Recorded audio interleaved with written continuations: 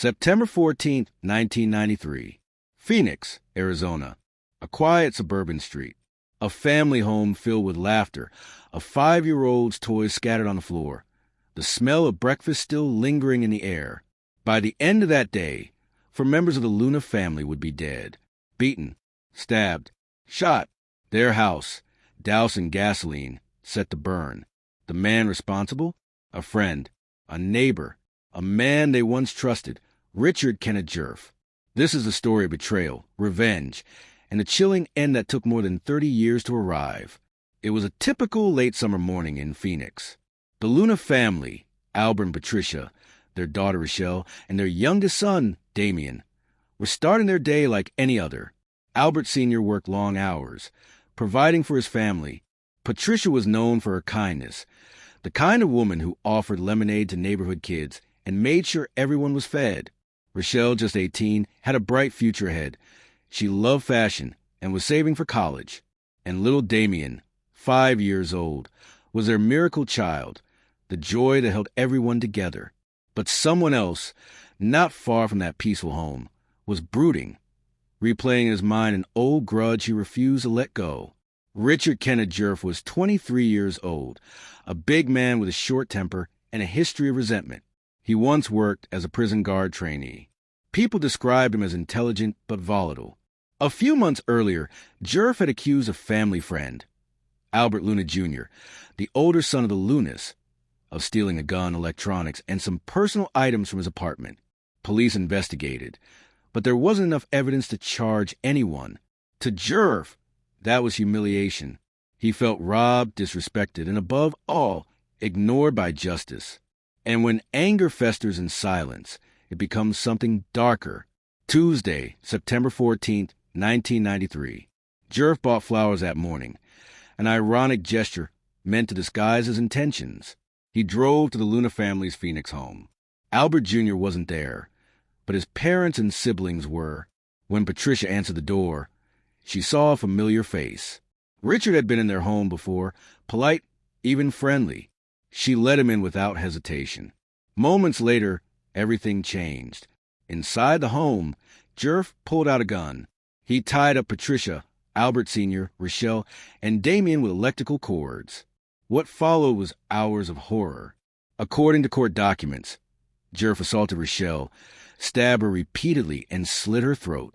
Albert Sr. was beaten with a metal baseball bat, then stabbed and shot.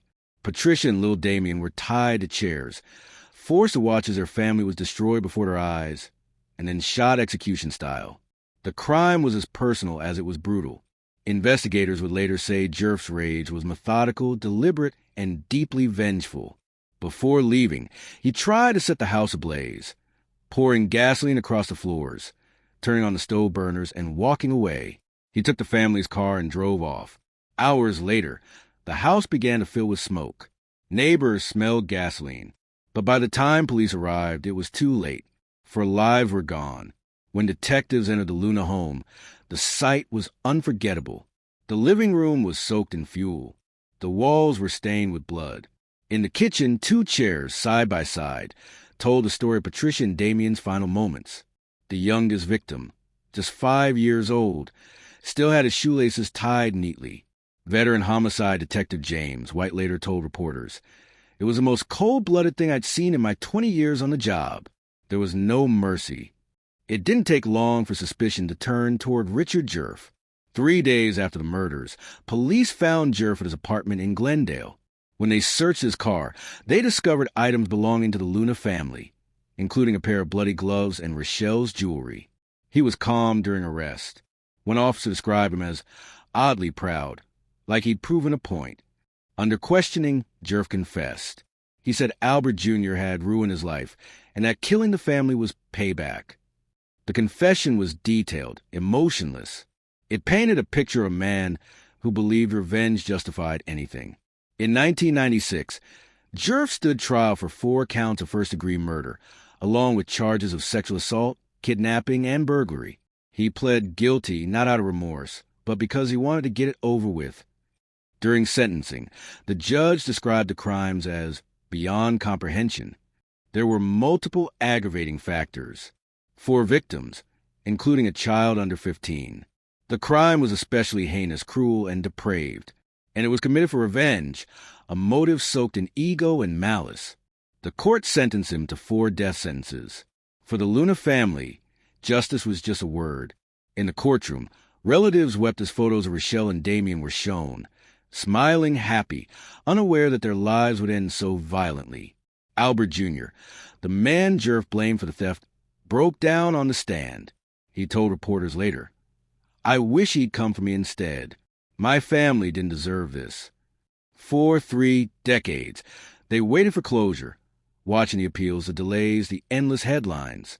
For over 30 years, Richard Djerf sat on Arizona's death row. He filed appeals claiming mental health issues and procedural errors, but every appeal failed. Arizona's death penalty system itself was under scrutiny. In 2014, the state botched an execution that took nearly 2 hours, causing a national outcry and halting executions for almost 8 years. But in 2022, executions resumed. And by 2025, Djerf's time had run out. It was a Friday morning at the Arizona State Prison in Florence. The air outside was still, the desert sky a dull gray.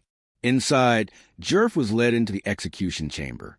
He was 55 years old, older, heavier, and quieter than the man who once bragged about his crime.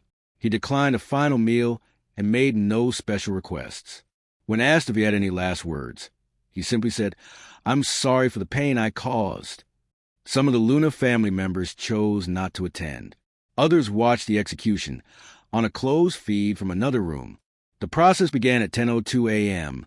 A needle inserted into his arm, a clear line carrying the lethal dose of pentobarbital. Within moments, his breathing slowed. He made a few faint grunts. By 10:17 a.m., Richard Kenneth Djerf was pronounced dead.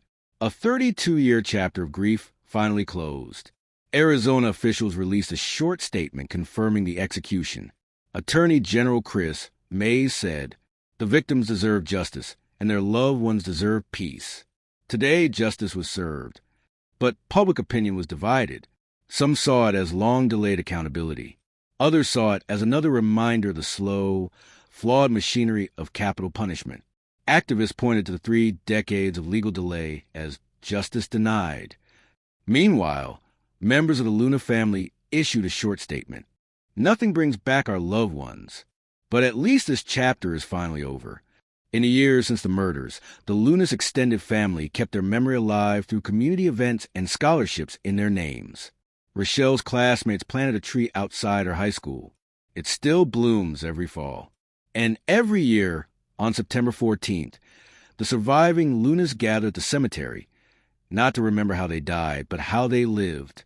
Little Damien would have been 37 in 2025.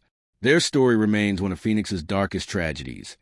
A reminder of how quickly trust can be betrayed and how rage can destroy everything it touches.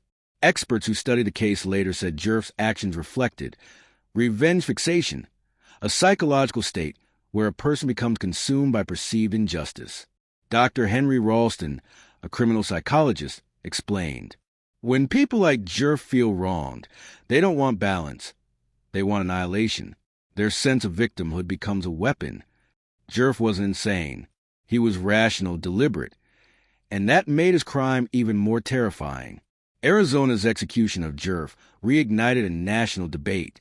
Does the death penalty truly bring closure, or does it simply extend the pain? Some pointed out that it took 32 years, nearly an entire generation, to carry out the sentence. Others said that's precisely why it was necessary. Justice, no matter how delayed, must be seen through. But amid the debate, one truth remained unchanged. For innocent people died that day, and one man's unrelenting anger became their death sentence. The Luna family's home on West Mariposa Street was long demolished. A new house stands there now. Fresh paint, a trimmed lawn, children's toys on the porch. Few know the horror that once happened within those walls. But those who do remember, neighbors, police, survivors, carry the memory quietly. Officer White, now retired, said in an interview years later, "You can rebuild houses. You can change laws. But some crimes never leave you."